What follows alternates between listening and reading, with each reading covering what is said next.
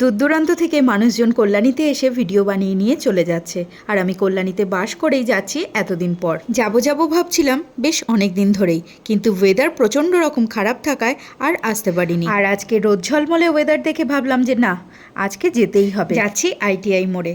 বরমশাইকে গতকাল রাতেই বলে রেখেছিলাম যে যদি ওয়েদার ভালো থাকে তাহলে আজকে আমরা যাব, আর সেও আমার কথায় কোনো রকম কোনো আপত্তি জানায় না। ধীরে ধীরে সেজে উঠছে আমার প্রিয় শহর, সেজে উঠছে প্রতিটা রাস্তা, মোড়, অলিগলি, কারণ মা আসতে যে আর হাতে গোনা মাত্র কয়েকটা দিনই বাকি। সারা পশ্চিমবঙ্গে বিখ্যাত এখন আমাদের কল্যাণীর লুমিনাস ক্লাবের এই পুজো। প্রতি বছর মানুষের যে পরিমাণ ঢল নামে তা কলকাতার পুজোকেও হার মানায়। চলে এসেছি প্যান্ডেলের একদম সামনে। এবছর কল্যাণীর আইটিআই মোড়ের লুমিনাস ক্লাবের পুজোর থিম হচ্ছে মায়ানমারের সিনবিউম প্যাগোডা। বাইরে যে সাদা ডিজাইনগুলো দেখা যাচ্ছে এগুলো মূলত ফাইবার। এই পুজোর মূল বৈশিষ্ট্য হলো হস্তশিল্পের কাজ। সুদক্ষ শিল্পীর হাতে নিখুঁতভাবে তৈরি হচ্ছে প্রতিটা ডিজাইন, যা প্রত্যেকের নজর কাটতে বাধ্য।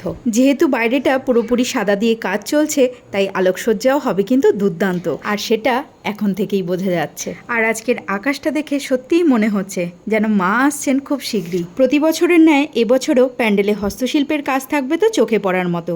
এছাড়াও প্রতিমাতেও দেখা যাবে নতুনত্বের ছোঁয়া। ছোট থেকে বড় প্রত্যেকের আকর্ষণের কেন্দ্রবিন্দু এখন এই আইটিআই মোড়ের লুমিনাস ক্লাবের দুর্গাপুজো। আপামোর বাঙালিকে আকৃষ্ট করার জন্য ধীরে ধীরে সেজে উঠছে পশ্চিমবঙ্গ বিখ্যাত আমার কল্যাণী শহরের এই পুজো। আশা করি ভিডিওটা তোমাদের ভালো লেগেছে।